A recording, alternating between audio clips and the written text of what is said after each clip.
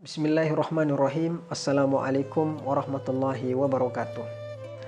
Sebentar lagi kita akan memasuki bulan yang sangat istimewa, bulan yang dinanti-nantikan oleh hampir seluruh umat muslim di dunia, karena di dalamnya penuh dengan ampunan dan maghfirah Allah Subhanahu wa taala.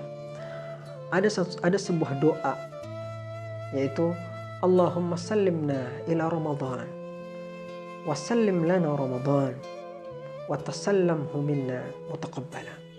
Ya Allah, antarkanlah kami hingga sampai kepada Ramadan. Wa sallim lana Ramadan, antarkanlah Ramadan kepada kami. Wa tasallamhu minna mutaqabbala, dan terimalah amal-amal kami di bulan Ramadan. Tidak hanya itu, bahkan Nabi SAW sangat bergembira ketika menyambut atau kedatangan dari bulan suci Ramadan. Kegembiraan itu disampaikan kepada para sahabatnya, di depan para sahabatnya, dan mengajak para sahabatnya untuk bersama-sama merayakan kedatangan dari bulan yang sangat istimewa ini, yaitu bulan suci Ramadan. Disebutkan di dalam kitab Al-Musnad, Imam Ahmad meriwayatkan hadis dari Abu Hurairah radhiyallahu taala anhu. Rasulullah SAW bersabda, "Kana Rasulullah sallallahu alaihi wasallam yubashshiru ashabahu." Dulu Rasulullah SAW memberikan kabar gembira kepada para sahabatnya biqudumi Ramadan, tentang kedatangan bulan suci Ramadan. Yaqulu, Rasulullah SAW berkata, qad ja'akum Ramadan, telah datang kepada kalian bulan suci Ramadan. Syahrun mubarak, bulan yang diberkahi.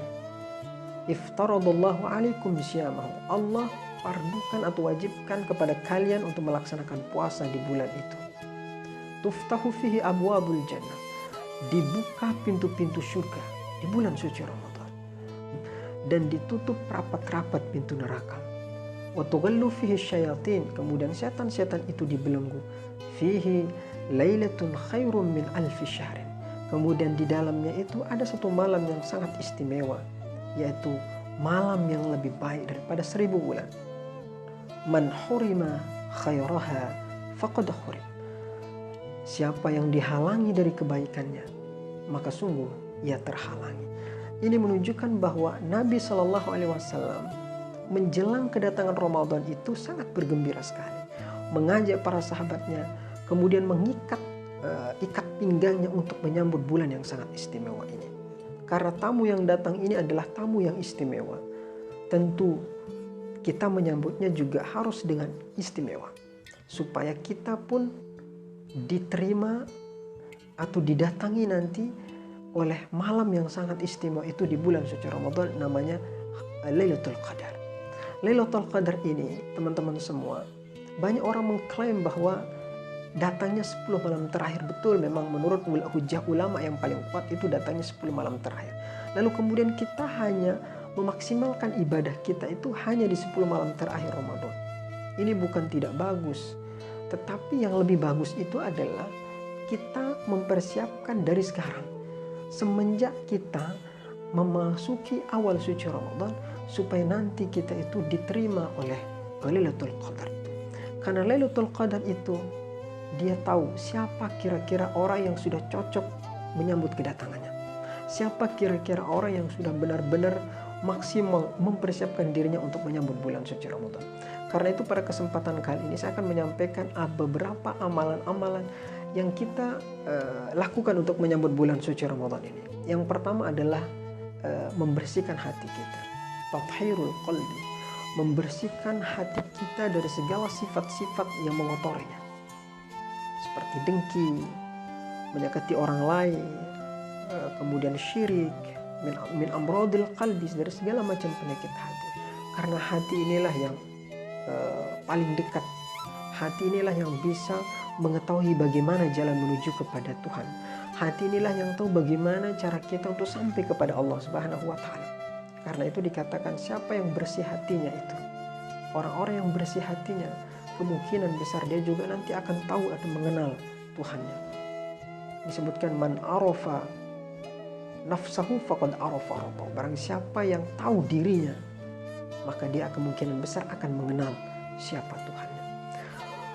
Amalan yang kedua yang kita persiapkan itu adalah memperbaiki hubungan kita dengan Allah, yaitu dengan memperbanyak istighfar, minimal astagfirullahaladzim.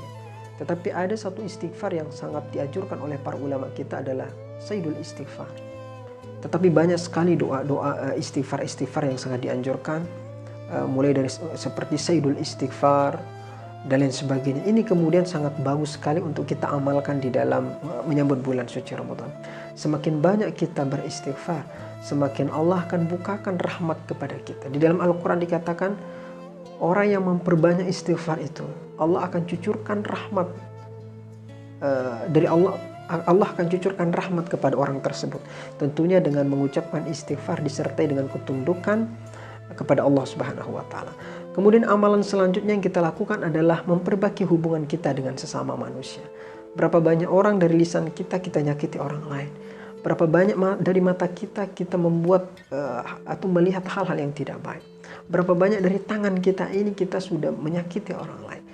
Kita gunakan karena kita hidup di dunia ini tidak lepas dari orang-orang di sekeliling kita. Karena itu untuk membangun atau untuk menyambut tamu yang sangat agung itu, kita kemudian minta maaf. Seorang anak minta maaf kepada orang tuanya, seorang istri minta maaf kepada suaminya, begitupun seorang suami minta maaf kepada istrinya, dan seterusnya kepada semua orang yang mungkin pernah kita melakukan dosa. Kemudian selanjutnya adalah dengan memperbanyak doa. Selain doa, juga mempersiapkan fisik kita supaya tubuh kita sehat. Terkait dengan doa, Al-Imam An-Nawawi di dalam kitabnya Al-Majmu' mencantumkan sebuah hadis dari Nabi SAW yang berisi doa ketika menyambut bulan suci Ramadan. Hadis tersebut diriwayatkan oleh Al-Imam At-Tirmizi dari Talhah bin Ubaidillah. Rasulullah SAW bersabda, anna Rasulullah SAW kana idza ra'a al-hilal qala Allahumma ahillahu alaina bil yumni wal iman wassalamati wal islam rabbi wa rabbukallah. Sesungguhnya Nabi SAW ketika melihat hilal Ramadan, kemudian beliau berdoa, Allahumma ahillahu alaina bil yumni wal iman. Ya Allah, jadikanlah hilal bulan ini bagi kami dengan membawa keberkahan, keimanan, wassalamah, kemudian keselamatan, wal islam, dan keislaman. Rabbi wa rabbukallah, Tuhanku dan Tuhanmu adalah Allah. Jadi beberapa amalan yang kita persiapkan. Pertama adalah bersihkan hati kita. Yang kedua adalah memperbaiki hubungan kita dengan Allah, memperbaiki hubungan kita dengan sesama manusia, menyiapkan fisik dengan sehat, dengan tentunya dengan menjaga kesehatan kita. Dan selanjutnya adalah dengan berdoa kepada Allah Subhanahu wa Ta'ala. Mudah-mudahan bermanfaat. Wassalamualaikum warahmatullahi wabarakatuh.